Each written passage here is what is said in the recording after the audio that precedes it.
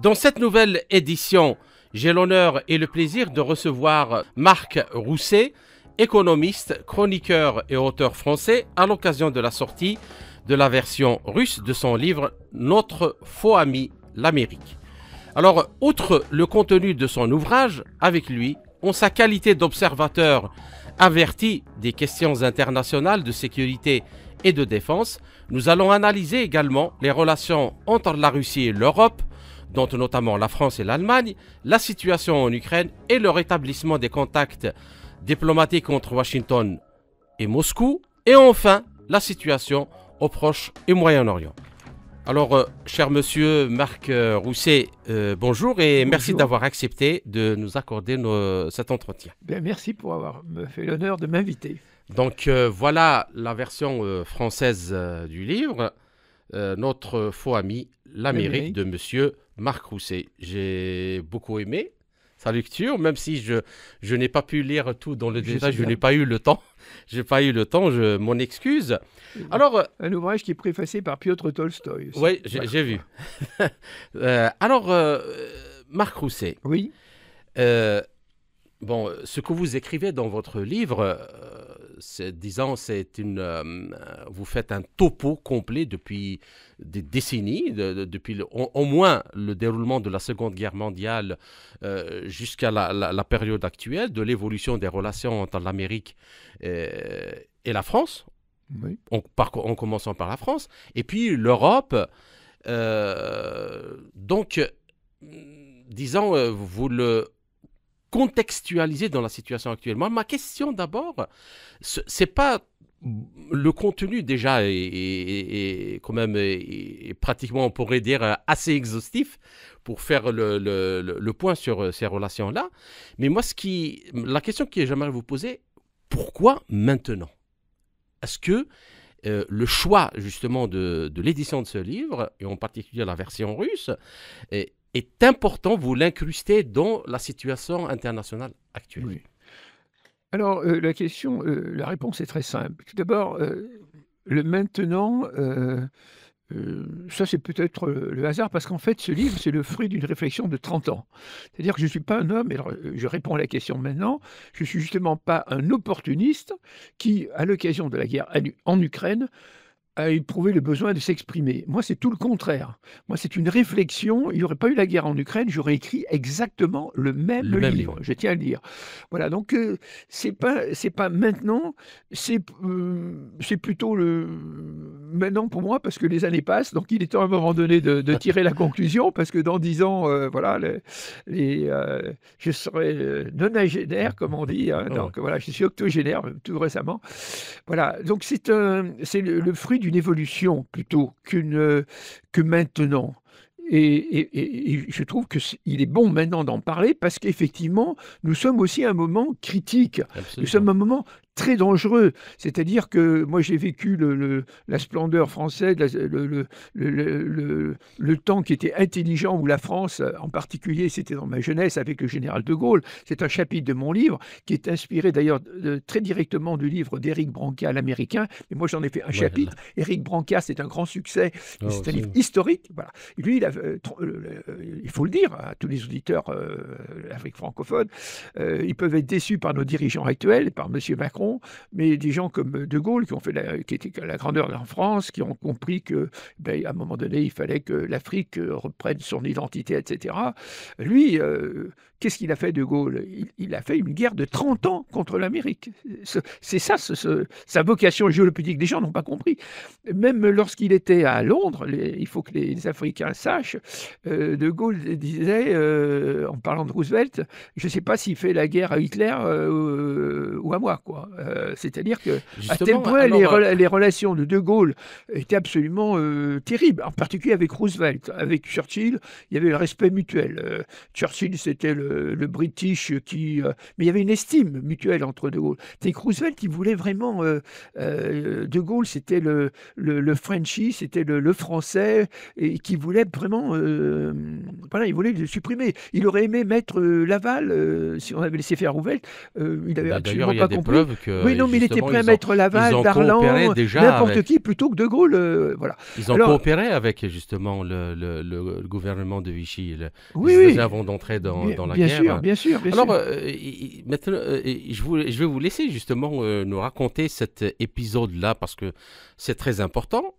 Et j'aimerais aussi que vous le fassiez dans une perspective où vous montrez, parce que justement, je suis tout à fait d'accord avec vous qu'en lisant le livre, c'est pas une question d'opportunisme, parce que le livre retrace vraiment, en quelque sorte, même si c'est un peu via la porte française, mais la géopolitique du XXe siècle. Voilà. Et justement, En pensant au 21e. voilà. Et justement, pouvez-vous nous montrer cet aspect-là dans la perspective de la géopolitique anglo-saxonne, qui, tout le monde le sait maintenant, même si ceux qui ne sont pas très informés, que c'est une géopolitique de domination mondiale. Oui. Alors, la question est vaste, je peux la prendre. Bon, j'ai un petit passage historique à vous dire, mais ça c'est ponctuel, il ne faudra pas que je perde surtout la grande idée géopolitique, parce que c'est un petit détail, de savoir que les gens ne le savent pas, mais le fédéralisme en Europe a commencé avec des gens comme Monet, avec un monsieur comme Étienne Hirsch. Il faut que les gens sachent que la création de la CECAI, c'était reconnu officiellement, c'est dans mon livre d'ailleurs, par Étienne Hirsch, a été faite non pas à l'époque pour défendre la sidérurgie, c'était le début, la prémisse, le premier acte européen en 1954, mais c'était tout simplement pour favoriser, commencer à détruire les souverainetés des nations, et non pas pour l'acier. C'est ça qu'il faut comprendre. Comme quoi, l'Amérique aussi a toujours aimé une Europe plutôt fédérale. Pourquoi ? Parce que c'est une façon plus facile de dominer lorsque l'on a une Europe multipliée. Mais surtout, je tiens, ça c'est une petite parenthèse, puisque l'idée m'était dans la cervelle, donc je voulais qu'elle sorte, mais ne perdons pas les grandes idées et de tout ce que j'ai à dire. J'ai deux idées en particulier très importantes, grosses comme une maison, donc celle-là, quand on les a dans la cervelle, il faut qu'elles sortent. Alors la première, c'est une sans prétention, ça vient de moi, je ne l'ai jamais lu, bon, jamais mort, quoi. Bon, il faut des fois quand même faire preuve de créativité dans la vie, pas seulement d'esprit de synthèse. C'est que j'ai une formule assez frappante, assez percutante, de dire que l'Europe ne va pas de Washington à Bruxelles, mais de Brest à Vladivostok. Lorsqu'on a dit ça, on a déjà commencé à mettre les pieds dans le plat. La deuxième grande idée, c'est que contrairement à ce que disent messieurs les anglo-saxons, l'océan Atlantique, ce n'est pas de pond, n'est-ce pas, la mare au canard, hein, pour traduire en bon français, parce que moi j'aime le bon français. Hein, je suis diplômé des universités américaines les meilleures, les plus prestigieuses, mais je défends la France, la langue française, et je n'ai aucun complexe vis-à-vis du monde anglo-américain. Et donc, c'est ça une chose qui est fondamentale, c'est une première évidence, c'est que l'océan Atlantique sépare l'Amérique et l'Europe. En 1900, c'était en 1947, son nom m'échappe à l'instant, ça me reviendra, celui qui a écrit la révolte des masses, là, l'espagnol. C'est Gramsci. C'est pas Gramsci. Non, son nom reviendra, peu importe. Et il disait déjà, lui, on était non, c'était en 1937, lorsqu'il écrit La révolte des masses, que regardez ce qui se passe avec l'avenir de l'Espagne, des pays hispanisants et l'Espagne. Tout ça, ça peut pas aller. Pourquoi ? Parce que ces pays, ils vont avoir leur propre avenir. Pourquoi ? Parce qu'il y a l'océan aussi Atlantique qui départ l'Espagne. Déjà, il avait dit ça. Regardez l'évolution du Commonwealth également. Bon, l'Australie, même à terme, malgré tout, ça deviendra de plus en plus une république. Donc, l'idée, c'est que sur le plan géographique, la géopolitique, on s'intéresse à l'histoire, pas à la géographie, eh bien, l'océan Atlantique est là. Hein. Christophe Colomb, il a mis les Européens, ça ne s'est pas fait en l'espace, on met du temps avant de franchir cet obstacle. Ça avait été une mare au canard, ça aurait été plus vite. La deuxième idée, tout aussi évidente, là aussi on enfonce une porte ouverte, mais il faut quand même en être conscience, c'est qu'on peut aller à pied de Brest à Vladivostok et que la Russie est un voisin de l'Europe. Voilà. C'est un pays européen. Voilà. En plus, si on regarde, on fait un tout petit peu de géologie, sans être sorti de l'école de géologie de Nancy, ben, la Russie c'est un pays immense, rempli de richesses minières. La Russie est un pays, c'est un État empire qu'il ne faut pas l'oublier, hein. Donc avec ses 22 millions de kilomètres carrés. Et 17 millions. Combien? 17 17 millions, oui. 17 millions, oui, ça peut-être. Excusez-moi. 22 millions, c'était autant de l'Union soviétique. Peut-être autant de l'Union soviétique, oui. Puisque, voilà. Alors 17 millions aujourd'hui, enfin, combien de fois l'Hexagone? De même que c'est l'ordre de grandeur du temps de l'Empire français.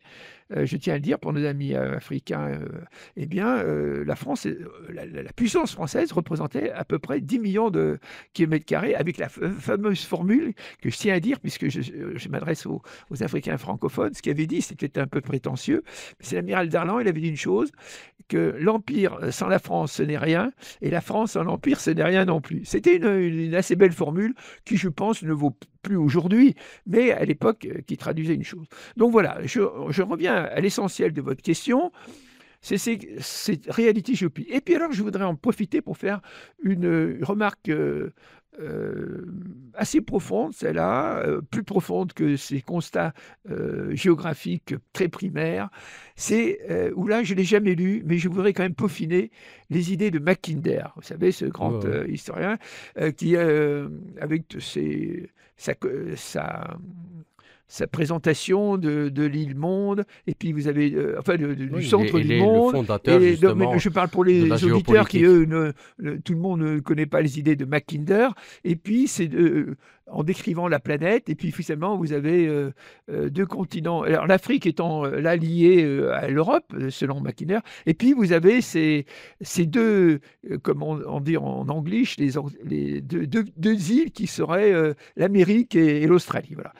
Et alors, on parle toujours de la position stratégique vraiment extraordinaire qu'a donnée Dieu à l'Amérique, qui est la grande puissance avec le côté messianique de l'affaire, le monde protestant, et qui donc, c'est Dieu qui a voulu ça pour le bienfait du monde, ce dont je me permets de douter, chers auditeurs, très fortement.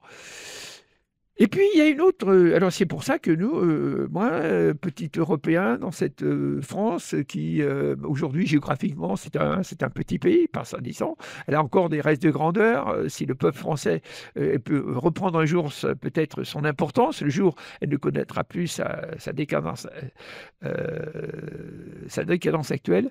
Mais c'est d'être... Et c'est une des raisons qui est une des raisons de mon désir de me rapprocher de la Russie, dans l'intérêt, et ça je dis bien, dans l'intérêt et de l'Europe, et de la civilisation européenne, et de la Russie, qui pour moi, et je considère, est un pays plus menacé civilisationnellement ou géopolitiquement même que l'Europe. Voilà. Alors, c'est le constat suivant, et je reviens donc à Mackinder.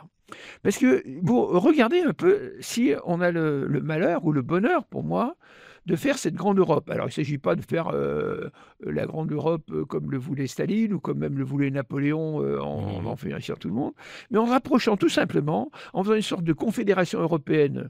L'Europe, pour moi, qui comprendrait encore la Pologne, etc. Puis la Russie, qui aurait la Russie actuelle, plus une zone d'influence. Ça, c'est le monde russe. Bon. Et puis, vous avez une confédération européenne.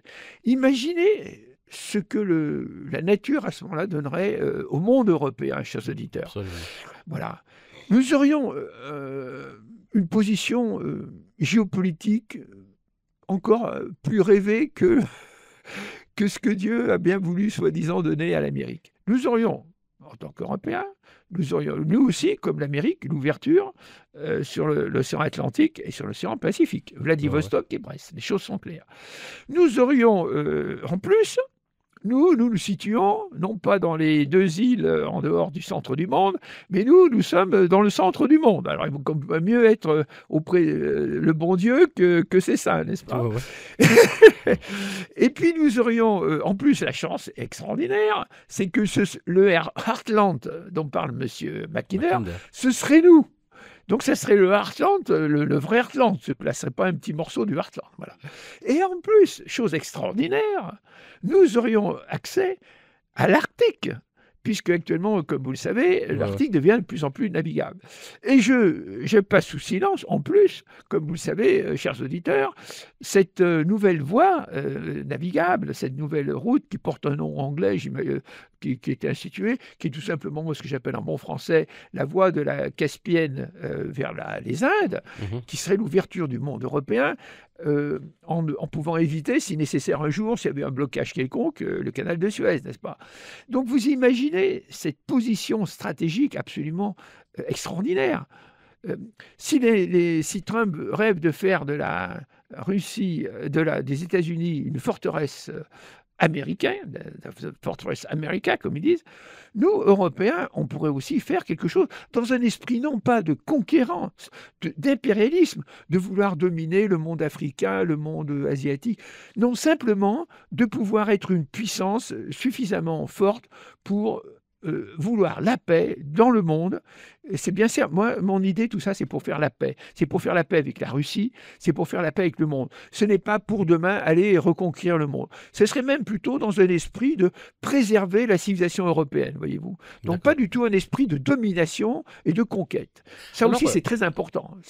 Moi, je ne suis pas animé du tout, comme l'Amérique, ça fait, voilà, peut-être du temps de la grandeur de l'Empire. Bon, j'ai pas honte de la dire. Moi, j'aurais été certainement, j'aurais été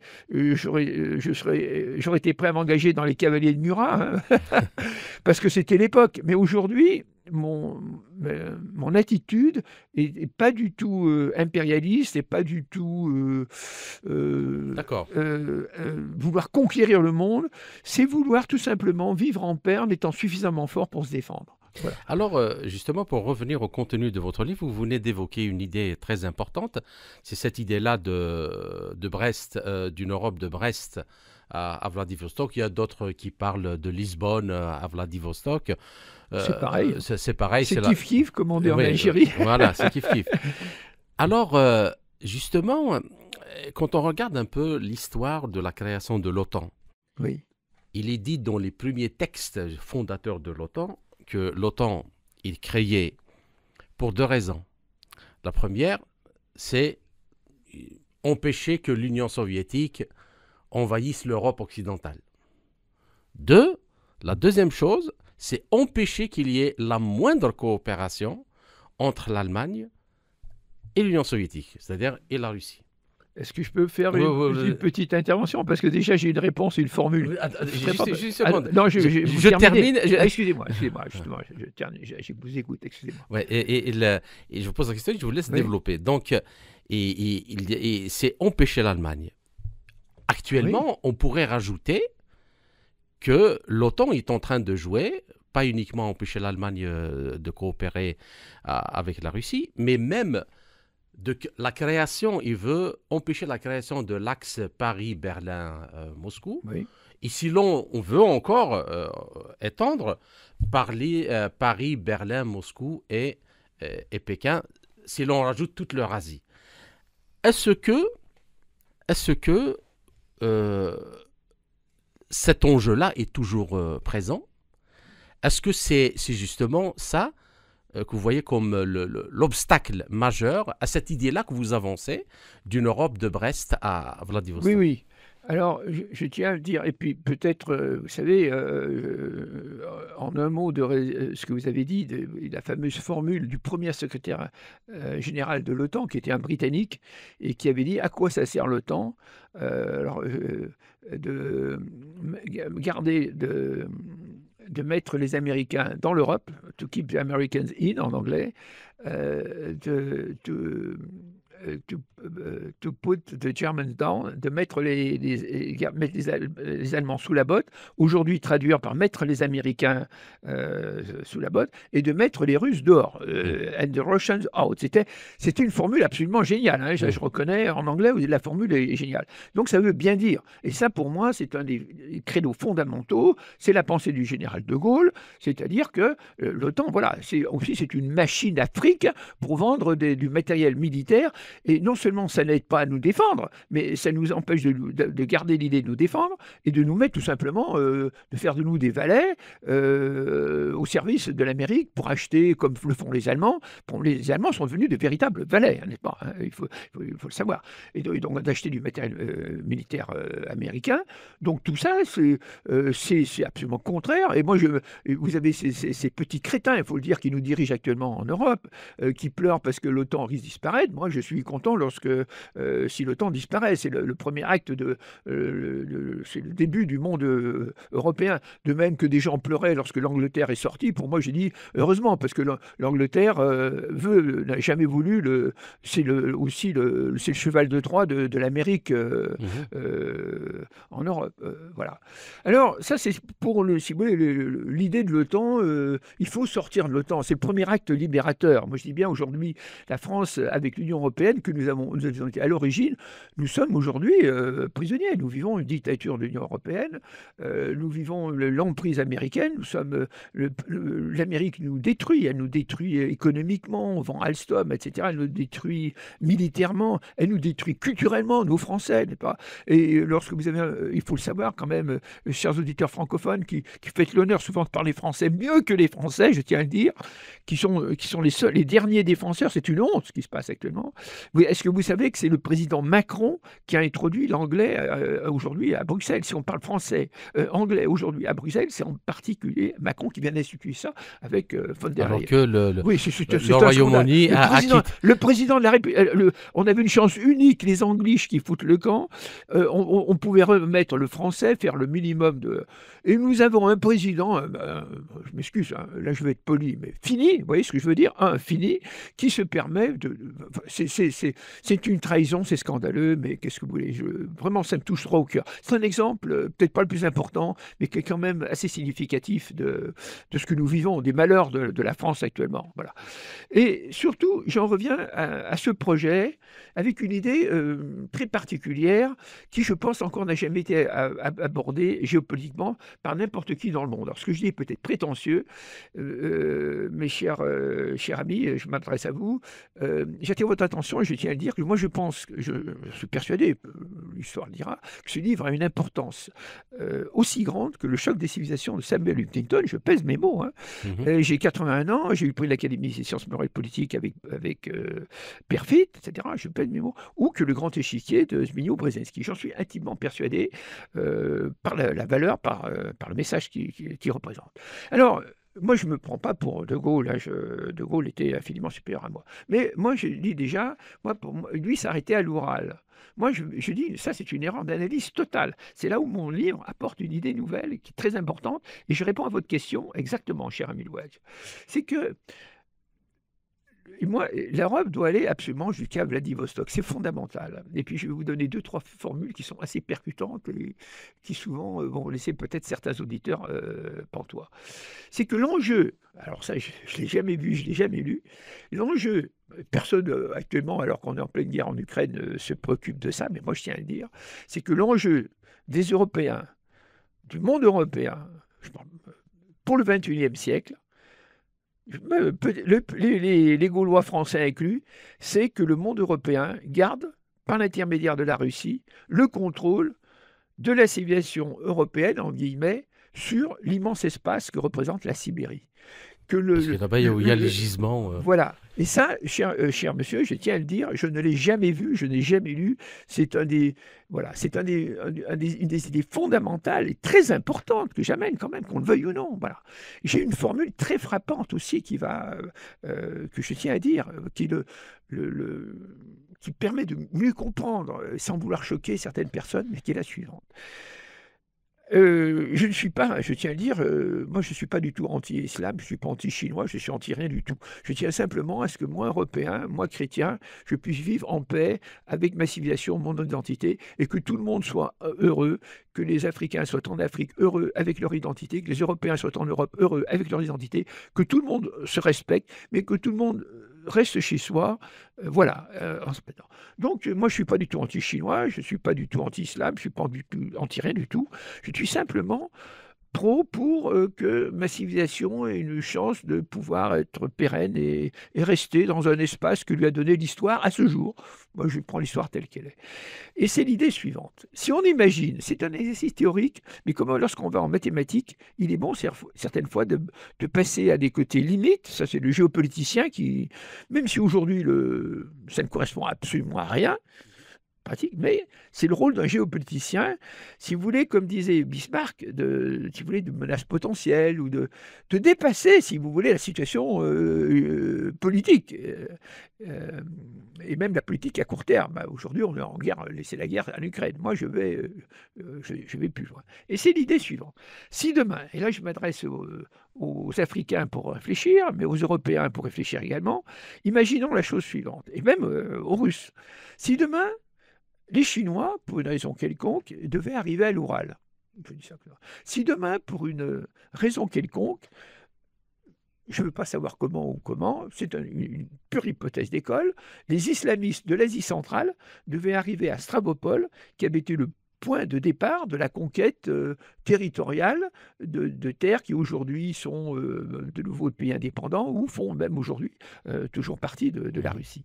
Eh bien, je dis bien, chers amis, en tant qu'Européens, sans vouloir choquer personne, tout en respectant toutes les autres cultures, tous les autres pays, quels qu'ils soient, je tiens à le dire, la Russie compris, bien évidemment, eh bien, pour le monde européen, pour moi, Européen, dans mon cœur, dans mon analyse, ce serait une catastrophe civilisationnelle autant qu'a pu être pour les Européens la prise de Constantinople par les Turcs en 1453, où là, c'était quand même, qu'on le veuille ou non, au-delà de ce qui s'est passé, ça avait été un recul de la civilisation européenne, le monde de Byzance étant quand même passé sous l'occupation de la nation turque, bon, que je respecte, et les choses sont comme ça, l'histoire.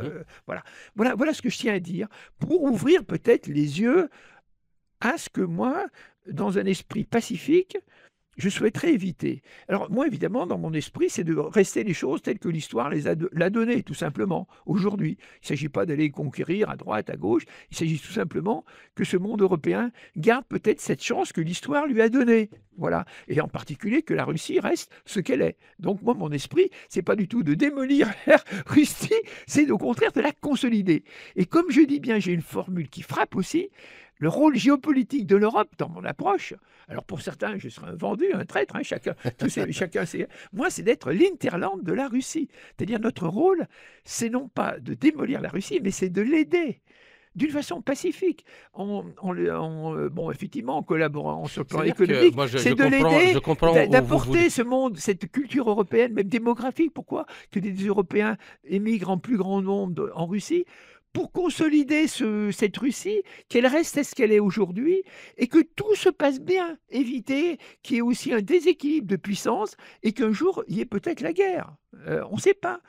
Dans 50 ans, dans un siècle, voyez-vous, regardez ce qui s'est passé dans les communautés au Liban, des choses comme ça. Pendant 50 ans, vous n'avez rien, et puis boum, un beau jour, vous avez des choses malheureuses qui arrivent. Alors moi, je ne suis pas là pour souhaiter que le malheur arrive, je ne suis pas là pour dire, même si vous voulez, je suis passé loin dans ces histoires d'Israël et tout ça, je tiens à le dire, moi je pense que c'est des problèmes indémerdables, si vous voulez mon avis, cher de dire, moi en tant qu'Européen, où tout le monde a raison, parce que là c'est un problème tellement complexe, ces histoires d'Israël, je peux faire une pipe, hein. Si vous voulez, alors, tout dépend des sources auxquelles vous vous référez. Vous vous référez à certaines sources, ben, vous dites j'ai raison, et puis vous avez l'autre qui arrive. Alors je veux pas, c'est pas le sujet, hein, mais vous dites moi regardez un peu ce qui se passe et vous dites bah aussi il a raison. Alors lorsque vous avez raison, à ce moment-là, on rentre dans des problèmes absolument terribles. Alors, mais ça c'est un petit aparté que je fais qui est très personnel. C'est pour dire que je suis pas du tout un Trumpiste, un monsieur qui veut écraser les autres. Je tiens à respecter tout le monde. Moi je souhaite je dis aussi une chose que je pense très fortement en m'adressant aux amis francophones, c'est que je pense que la langue française est une langue qui correspond très bien à la culture africaine.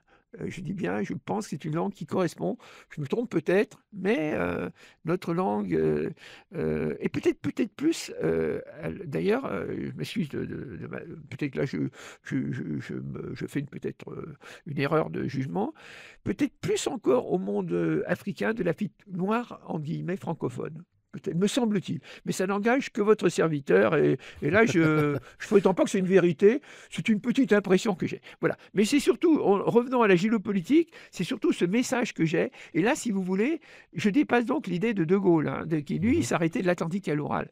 Pour moi, au contraire, il faut absolument... le monde évolue. Maintenant, vous avez l'Inde qui est une puissance terrible. Moi, j'étais directeur de Rhône-Poulenc Brésil, je parle portugais, etc. Je connais bien le Brésil, hein, j'ai des enfants qui sont nés au Brésil. Mais si vous voulez, bon, voilà, c'est encore une nouvelle puissance qui monte, n'est-ce pas? Du temps de Gaulle, le Brésil, ce n'était pas ce qu'il est aujourd'hui. Et ainsi de suite. Donc, si vous voulez, ce monde européen... Et moi, je suis pour la préservation des nations européennes, mais il faut que nous, on commence à se coaliser, qu'on cède, mais sans tomber dans le fédéralisme. Et il faut qu'on se rapproche de la Russie. C'est ça mon message fondamental. D'accord. Alors, j'aimerais bien revenir maintenant sur ce que vous avez développé à la fin de la première émission, parce que c'est très important. Je crois que beaucoup de gens dans tous les continents seront d'accord avec vous que chaque peuple a le droit d'appeler et de vouloir que sa civilisation survive. Voilà. À cette globalisation, à ce rouleau compresseur de la globalisation qui efface les peuples et les nations, aussi bien en Europe, en Afrique, en Asie. Toute nation, toute langue, je respecte tout le monde, moi. En revanche, c'est-à-dire que moi je vous ai compris, mais pour que vous ne soyez pas mal compris. Oui. Qu'il ne s'agit pas, c'est pas une attitude contre l'autre. Ah non. Pas du tout. Donc, c'est parce que, effectivement, la disparition de n'importe quelle civilisation, c'est déjà une perte. C'est pas pour rien qu'on crée des musées, parce qu'on a envie de tenir et de garder le souvenir. Et si l'on peut, justement, sauver des cultures de la disparition, ça serait bien. En revanche, ce que... J'aimerais bien que vous nous disiez encore un mot, parce que, justement, pour que ce modèle-là puisse fonctionner, il faut donner les moyens à tous les États-nations, à toutes les nations de se développer, de s'épanouir, de donner les moyens d'exploiter leurs matières premières, de donner l'éducation à leurs enfants, la santé à leurs enfants, et pour que, justement... on puisse éduquer dans cette nouvelle génération l'idée et même la fierté de vouloir participer au développement de son pays. Or, c'est-à-dire dans le monde actuel, il y a les éléments de la domination. C'est le système financier et monétaire international, basé sur la spéculation, le vol, le pillage de l'économie réelle. Les grandes institutions internationales, justement, de ce système, comme le FMI et la Banque mondiale, le FMI sur lequel ironisent les Africains, en disant c'est le fonds de la misère internationale, il n'est pas le fonds monétaire international. Dirigé par les États-Unis, il faut le dire. Hein. Voilà. Alors, justement... Et pour que ce modèle-là puisse fonctionner, donc il faut les moyens de développement. La Chine, même si elle est devenue une grande économie, elle a encore des problèmes. Elle a au moins 600 millions de gens qui vivent dans une pauvreté du Moyen-Âge. Exactement. L'Inde aussi, c'est la même chose. Et la Russie, elle a un territoire de 17 millions de kilomètres carrés, mais une population, une démographie faible par rapport à ça. Il faut développer la démographie, développer tout le pays. La démographie, c'est le destin, disait... Voilà. Alors, pouvez-vous justement continuer à un peu développer cette idée-là et comment on fait, mais dans la réalité? Parce que vous êtes toujours aussi, vous nous l'avez dit, chef d'entreprise, donc vous avez un sens de la réalité. Comment, au-delà, c'est-à-dire loin des discours pompeux, bisounours, mais de la réalité, comment faire en sorte à faire travailler les gens ensemble? L'immigration a toujours existé de toute l'histoire de l'humanité. Mais comment faire en sorte qu'il n'y ait pas de flux qui écrase alors, je voudrais dire, et justement, c'est vraiment, chers amis africains, dans un esprit de respect total des uns et des autres, je tiens à le dire, c'est l'idée suivante. c'est que c'est le problème aussi des hommes de droite, des hommes de gauche. Les hommes de gauche, soi-disant, ils veulent toujours le bonheur des gens et puis des peuples, et ils amènent souvent la catastrophe, la La guerre, guerre, ouais. et voilà. Et les hommes de droite, qui paraissent souvent plutôt durs, en fait, souvent, c'est eux qui ont raison et qui évitent, enfin, les hommes de droite intelligents, qui évitent justement les guerres et qui, je pense, voient juste. C'est ça qu'il faut éviter. C'est que la grande erreur, par exemple, si vous voulez faire, pour résumer, si vous faites un mélange, vous voulez tout mélanger, vous faites une salade russe, vous amenez un très grand nombre de personnes avec une culture chrétienne, etc., dans n'importe quel pays d'Afrique. Puis vous avez un trop grand nombre de personnes d'une autre culture, d'une autre ethnie, que ce soit dans n'importe quel pays, eh bien, vous risquez de créer des problèmes. La véritable enrichissement entre les peuples, c'est pas vouloir faire partout dans le monde une espèce de salade russe où les gens doivent vivre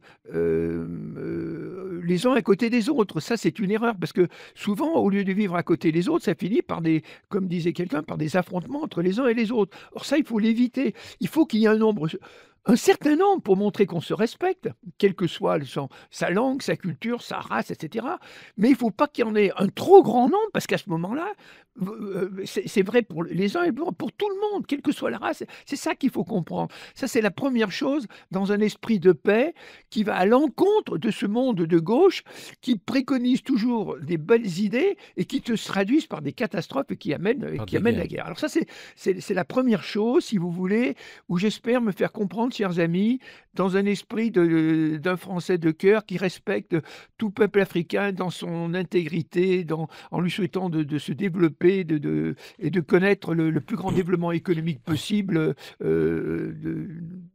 et en respectant sa culture, ses ancêtres et tout ce qu'il est. Et puis alors, vous avez posé, ça c'est un préambule que je me permets de répondre de façon très générale, pour que je sois bien compris et que je ne suis pas du tout quelqu'un qui veut, même la France dans les années 1880, c'était un autre siècle, il faut nous dire. Et puis je pense aussi, ça je tiens à le dire comme avec fierté, que la colonisation française, elle n'a pas amené que du mal là où nous étions. Le français, ce n'était pas simplement un marchand de cacahuètes, mais il a fait aussi quand même du bien par la santé. En Algérie, il y a eu pas mal de ports. Bon, peut-être que ça pouvait aider certains colons, c'est vrai, mais en attendant, l'Algérie, elle y a aussi gardé des infrastructures que beaucoup d'États auraient rêvé d'avoir au moment de leur indépendance. Alors ça, c'est dit pour l'histoire, pour le petit préambule, pour votre question. La deuxième partie de votre question, c'est comment il faut faire, qu'est-ce qu'il faut faire pour essayer d'arriver à ce monde où tout le monde se respecte, tout le monde puisse se développer sans écraser ni dans un sens ni dans l'autre les uns et les autres. Eh bien, je pense que c'est ce qu'il faut justement, c'est que, je parle par exemple pour les Européens, je dis bien, et là je tiens à parler un langage ouvert, pas du tout agressif. Nous, Européens, on doit respecter tout le monde, toutes les races, toutes les ethnies, quelles qu'elles soient sur Terre, par principe. On n'a aucun problème. Et je fais partie de ces gens-là. Je dis simplement, c'est que s'il y a un trop grand nombre d'une certaine ethnie, d'une certaine langue. Regardez ce qui se passe. Je suis un ancien directeur général d'entreprise, j'ai voyagé dans le monde entier. Et je tiens à dire une chose qui est un postulat. Je ne suis pas sociologue, comme mon ami Emmanuel Ton, mais je tiens à dire la chose suivante. Je pars du principe, et ça je l'ai vu dans le monde entier, c'est que dans n'importe quel pays, quel qu'il soit, je dis bien chers amis, quel qu'il soit, si vous avez une partie de la population, quelle qu'elle soit, qui représente plus de 10% de cette population et qui parle une autre langue ou qui soit une autre ethnie, quelle qu'elle soit de l'ethnie dominante, eh bien, à terme, vous risquez d'avoir un problème. Ça, je tiens à le dire d'une façon générale. C'est pour montrer que je ne suis pas du tout pour parler pour ma gouverne. Je vous prends l'exemple de ce qui se passe, un petit exemple, qui se passe au Canada. Bon, moi, j'ai été envoyé par le général de Gaulle. J'ai vu, moi, des gens, des Canadiens français qui ont assassiné pour défendre leur langue. Il faut le savoir. Hein. Lorsque j'ai quitté la coopération du Québec, j'étais à Québec, je suis arrivé à l'Université de Columbia.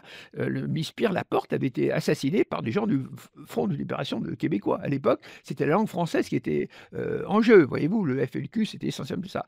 Regardez, moi, je quitte le monde européen. Ce qui s'est passé, par exemple, en Indonésie, avec les Chinois, les Indonésiens, qui étaient souvent, d'ailleurs, il y avait pas mal de chrétiens là-dedans. Bon, vous avez eu des fois certains pogroms, etc. Regardez ce qui se passe dans certaines communautés dans le monde. Partout, à un moment donné, vous risquez d'avoir des problèmes. Je ne veux pas m'appesantir là-dessus, mais je vous donne ces deux petits exemples au hasard. Alors, qu'est-ce qu'il faut faire? Je ne crois pas aux vertus. Alors, je tiens à le dire, moi, je ne crois pas du tout, pas pour écraser les autres, mais pour être soi-même, aux vertus du monde multilatéral. C'est-à-dire que vouloir créer des structures multilatérales pour faire le bien des gens, je pense que c'est une erreur totale. C'est-à-dire qu'un jour ou l'autre, regardez-nous les Européens avec les nations, on se sent mal avec cette Union européenne fédéraliste. Après, ça commence toujours bien. Regardez les principes de 1789, par exemple. C'était très bien au moment de la Révolution. C'était les bourgeois qui voulaient se libérer des aristocrates. Et puis, on prend des préambules de ce qui a été dit à l'époque en 1789, et puis on prend ça dans notre constitution, on va appliquer ça au XXIe siècle. Et ça devient une catastrophe, parce qu'on oublie tout simplement les devoirs et les besoins du citoyen français. Voilà. Donc, pour moi, première réponse à votre question, c'est de fuir ce monde multilatéral, quel qu'il soit, de vouloir créer un monde onusien. Je crois malheureusement, parce que c'est la seule chose, il faut qu'il y ait un rapport de force dans un esprit. Alors, c'est plus facile à dire qu'à faire, mais que tout le monde doit essayer de se défendre soi-même. Et puis de ne pas vouloir attaquer, écraser les autres. Voilà, Or, moi, par exemple, lorsque je vois l'Amérique de Trump, il le dit, mais c'est avec une volonté quand même de continuer à écraser et conquérir les autres. Hein. Il n'est pas très clair, Trump. Hein.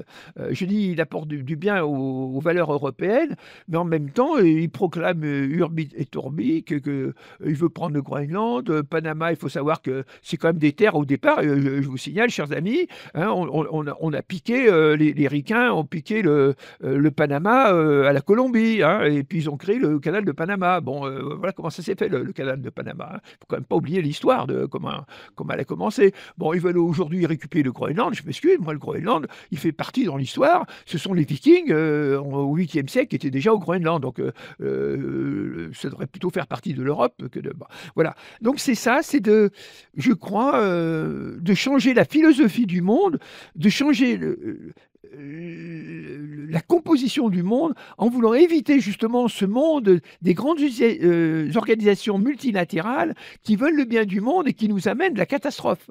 Voilà, parce qu'avec leurs grands principes, droits de l'hommiste et tout, etc., eh bien, en fait, ils favorisent, les conflits. Je comprends. Voilà. Et puis, il suffit qu'il y en ait une nation qui prenne les rênes de ce monde multilatéral, comme c'est le cas de l'Amérique, avec l'OTAN et puis toutes les grandes institutions que vous le nommez, pour pratiquer l'impérialisme américain par voie interposée. Donc moi, ce monde multilatéral, je veux pas reconstruire une nouvelle ONU.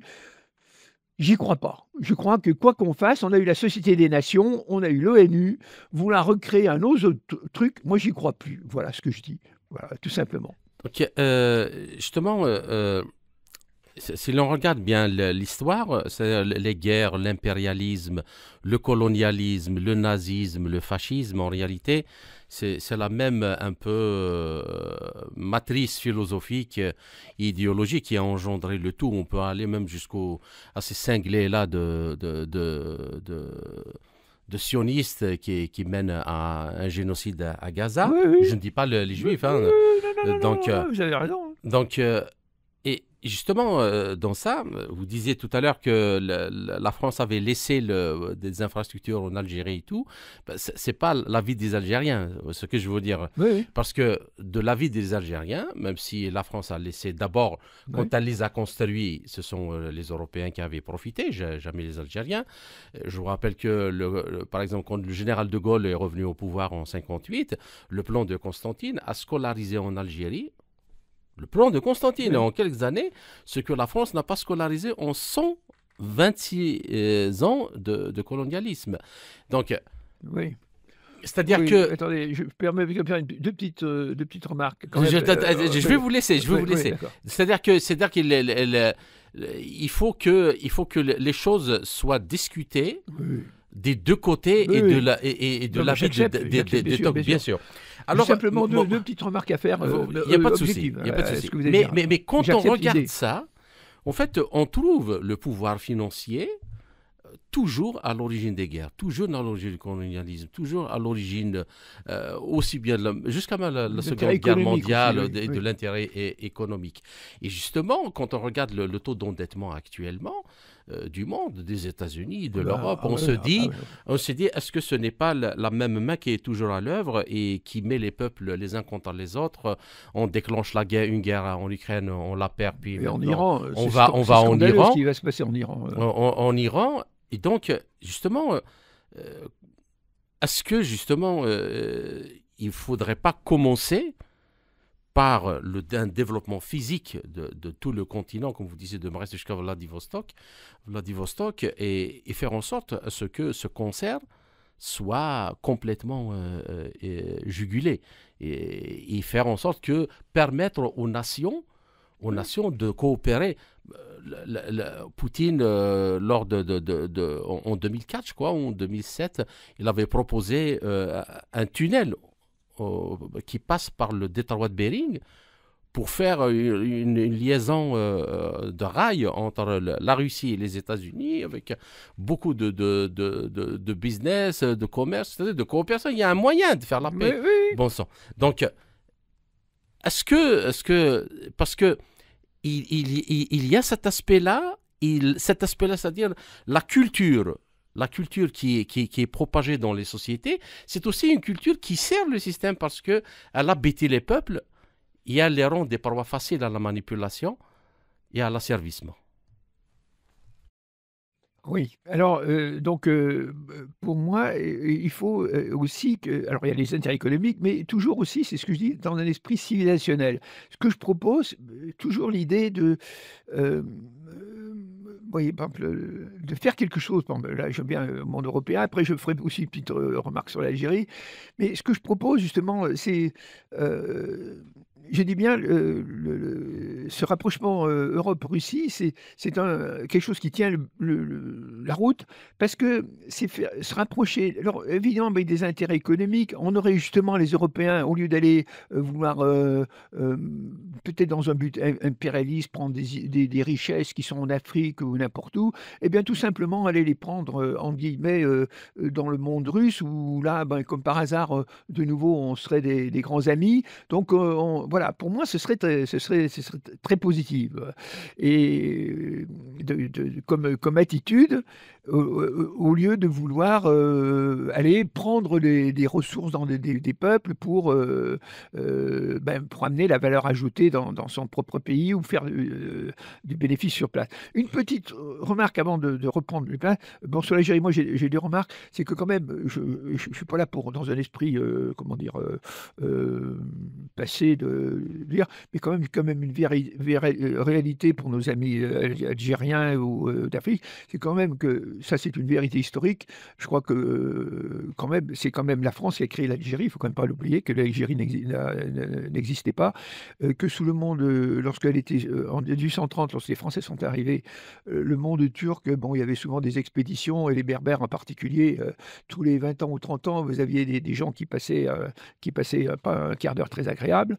Et comme aussi Éric Zemmour a pu le faire remarquer, il y a quand même tout le côté bien qu'a pu apporter sur le plan sanitaire la France à l'Algérie, où d'une population qui était de 3 millions lorsqu'elle est arrivée en 1830, en 1962, à l'indépendance, on était quand même à 10 millions.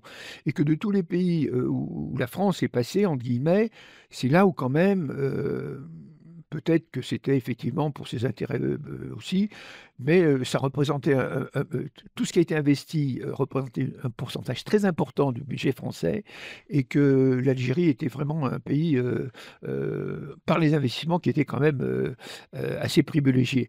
Donc que les colons en aient beaucoup profité, oui. Je pense que le peuple d'Algérie, aujourd'hui encore, profite de tous ces bords, etc. Même si à l'origine, comme le pont qui avait été construit à Haiphong, etc., ça avait été fait certainement où le chemin de fer au Vietnam, c'était aussi pour aider peut-être les soldats français à se déplacer plus facilement en Indochine. Voilà. C'est une petite remarque qui vaut, mais sans aucune esprit. Voilà.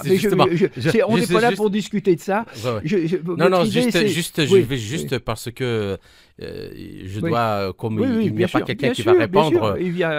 Chacun sa vérité, comme disait Pirandello. Personne ne tient la vérité. Non, mais il y a la vérité historique aussi.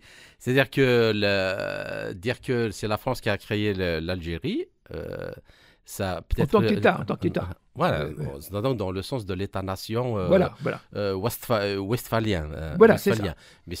Mais l'Algérie a existé, ça fait des sûr, millénaires. Elle était là, la géographie, elle était là, c'est pas la France. Non, c'est pas même la géographie, même les États. Par exemple, États, oui, sous les Romains.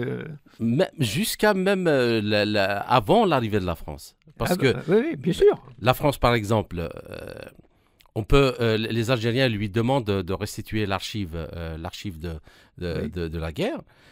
Bon, à un certain limite, ils peuvent comprendre que c'est un peu sensible. Ouais. Mais l'archive qui concerne la période ottomane, les Algériens le considèrent comme un vol caractérisé, et qui fait en sorte que la mémoire est amputée. Si les gens disent que c'est la France qui a créé l'Algérie, c'est ce qu'ils disent. Hein. Rendez-nous l'archive et on verra. Au nom de qui l'Algérie avait signé je suis très ouvert à ce genre de choses. Bon. Oui. Donc, c'est pas. Je crois que c'était ce que disent certains. C'est pas l'intérêt de la France de cacher quoi que ce soit. Moi, je pense que ce que j'ai dit correspondrait à ce que les archives découvriraient. Ça, pour moi. Vous savez, ce grand spécialiste en Afrique, là, j'ai son nom, Bernard Lugan. Il en connaît un rayon, et je pense que là, il répondrait. Il est peut-être mal vu par certaines personnes. Non, c'est pas mal vu, mais en tous les cas, il connaît l'histoire mieux que moi. Voilà. Mais je me réfère à lui, mais il y a des preuves, c'est-à-dire que bien sûr. Pas chacun voit l'histoire à travers son propre pays, c'est évident. Le nier, c'est faire preuve d'irréalisme. Voilà. On y reviendra une autre fois, de toute façon. Alors, nous sommes en Russie. Je suis un peu oui. Alors, revenons maintenant justement, parce que la question fondamentale de la paix, justement, quand on regarde, c'est la paix qui est importante. La paix actuellement, avec ce qui se passe actuellement, et quand on compare avec toute mesure gardée, hein, il ne s'agit pas de calquer les deux situations, mais quand on compare un peu à la situation des années 30, on voit qu'on n'est pas vraiment loin c'est même pire quand on regarde les choses, comment elles se déroulent actuellement. On revient vers ce genre de Justement, c'est-à-dire que est-ce que il faut pas sortir justement de ce paradigme du néolibéralisme, du libéralisme, qui est juste une continuité. Mais attendez, si on revient vers le monde des années 30, justement, ce sera la fin en tous les cas, ça sera la fin du libéralisme mondialiste, parce que le monde des années 30, ce qui caractérise, c'était le protectionnisme économique. Ça, c'est une évidence. Hein, les lois Smith-Harley aux États-Unis, où ils avaient monté les droits de douane, je crois, jusqu'à 50%, les tarifs américains, n'est-ce pas? C'est un monde, effectivement, mais en fait, la guerre est arrivée quand même essentiellement et uniquement, par la montée en puissance de l'Allemagne, et puis quand même l'opposition entre le Japon et les États-Unis. Je pense que les États-Unis aussi, qui avaient coupé les approvisionnements économiques du Japon, et l'Allemagne, c'était une théorie, quand même eux qui essentiellement été à l'origine de la Deuxième Guerre mondiale. Pour la deuxième, la première, on peut discuter davantage, hein. La Deuxième Guerre mondiale, c'était la montée du fascisme en Europe, qui a été l'origine de la guerre en Europe, et puis qui a déclenché cette guerre mondiale, pour moi. Mais le monde en tant que tel, effectivement, mais de toute façon, c'est la nature humaine aussi. Il y a une autre chose qu'il faut aussi toujours, pour répondre à votre question, c'est que dans l'homme, il y a deux êtres qu'on ne pourra jamais éradiquer. Vous avez le côté peut-être bon apôtre du chrétien, même du musulman, de toute religion, quelle qu'elle soit. Et puis vous avez malheureusement l'homo hominis lupus aussi. Ça, je pense que c'est au nom du réalisme qu'on ne peut pas on peut difficilement l'éradiquer. Et il faut, par la raison, essayer que des gens arrivent au pouvoir en disant que le monde du XXIe siècle ne doit pas être... Il faut quitter l'impérialisme dominateur de vouloir écraser les autres, de vouloir envahir les autres, surtout avec la technologie, avec le montée, la puissance des armes. La guerre devient de plus en plus terrible, quoi. Donc, on ne parle pas de la guerre nucléaire, donc rien que ça doit mener à un... Donc l'équilibre, pour moi, c'est des nations, d'être capables de se défendre, et puis d'arriver à jeter une conscience dans l'esprit des dirigeants, divulguer le plus possible dans le monde, pour dire qu'il faut chercher absolument la paix, et ne pas chercher la guerre, dans un esprit qui correspondait encore, parce qu'à l'époque, les armes étaient quand même moins terribles, dans les années 1930, mais aujourd'hui, on atteint un pouvoir de destruction qui est absolument terrible, quoi. Donc il faut...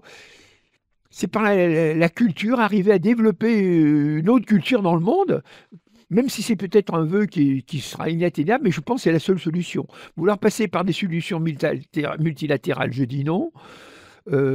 C'est simplement, compte tenu de ce qu'ont fait nos ancêtres, de dire la seule solution possible, c'est développer une culture de paix, de respect mutuel des peuples. Alors, c'est plus facile à dire qu'à faire. Mais en même temps que, déjà, pour éviter les choses, de ne pas créer des sources de guerre. Alors, la meilleure façon de créer des sources, c'est par exemple si on veut mélanger tous les peuples. Vous ne pouvez pas avoir 30% d'un peuple, quel qu'il soit, qui va dans un autre peuple et dire ah oui, puisque de toute façon on s'aime bien. Non, on va bien s'aimer pendant 40 ans, 50 ans, et puis un beau jour, il y aura des problèmes. Ça, si vous voulez, au nom du réalisme, il faut absolument éviter ça. Ça, c'est une chose très importante pour aussi éviter des sources de guerre. Ça, je dis ça au nom, et non pas pour écraser les uns, mais pour dire, il faut que chacun vive chez soi dans son identité. C'est fondamental pour moi, et il faut que tout le monde comprenne ça. Ça, c'est une des prémices pour amener la paix dans le monde. Et ensuite, trouver un système de coopération où, je parle sur le plan économique, puisque je suis un économiste au départ, et je l'ai toujours dit, je l'ai écrit dans mon livre d'ailleurs, j'ai un chapitre qui tue sur le libre-échange. Pour moi, le monde doit se ressourcer dans le traité de La Havane de 1948. Alors, qu'est-ce qu'il disait ce traité? Eh bien, chaque pays, chaque nation doit se développer comme elle peut, faire attention à sa balance d'échange, etc., développer son industrie, faire attention à la balance commerciale, et surtout pas se lancer dans un monde de libre-échange. Or, qu'est-ce qu'on a fait en 1948? On a créé le GATT, le fameux accord général, et à ce moment-là, alors l'Amérique, et c'est là où les Ricains se sont fait prendre à leur propre jeu, n'est-ce pas? Alors, je ne vais pas vous faire parler des heures, parce que là on va diverger là-dedans et je peux en parler pendant des heures sans m'arrêter. Si vous voulez, on a créé un monde où les Ricains, je parle des Ricains parce que pour moi, les Américains, vous voulez dire. Pour moi ce sont quand même les cow-boys du Far West aussi. Sur le plan de linguistique, je pense que la langue française est plus belle que l'anglo-américain, et ma culture, voilà, je la défends. Et puis il y a ce côté quand même un peu cow-boy chez l'américain que je regrette. Voilà. Monsieur Trump étant un représentant. Mais si vous voulez, l'Amérique a bénéficié de ce système, en gros, jusqu'en 1970, du libre-échange. Ils ne se sont pas rendus compte, les Américains, qu'à partir de 1970, eux-mêmes, déjà, ils commençaient à être perdants, n'est-ce pas? Ils ont continué leur erreur jusqu'en jusqu'en 2011, lorsqu'ils ont introduit la Chine dans l'OMC.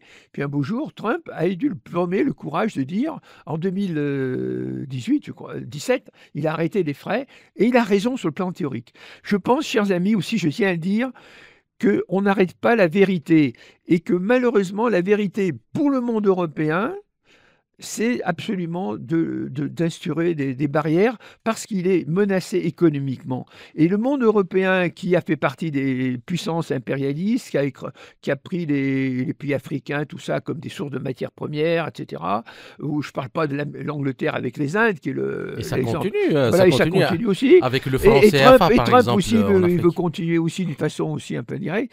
Mais Trump aussi, aujourd'hui, il fait ça parce qu'aujourd'hui, il se rend compte que aujourd'hui, dans l'industrie représente, il faut le savoir, hein, la France, je vous donne un chiffre, chers amis, l'industrie dans l'activité française, c'est 10% du produit intérieur brut, voyez-vous. Nous sommes en train de venir, la France, et on ne prend aucune mesure avec l'Union européenne, on continue avec le traité avec le Brésil et tout. Nous courons à la catastrophe. D'ailleurs, moi je dis bien, je dis que la France est dans une situation, chers amis, je dis bien, et peut-être je ne veux pas en jeter, mais dans une situation pré-révolutionnaire. Je pèse mes mots.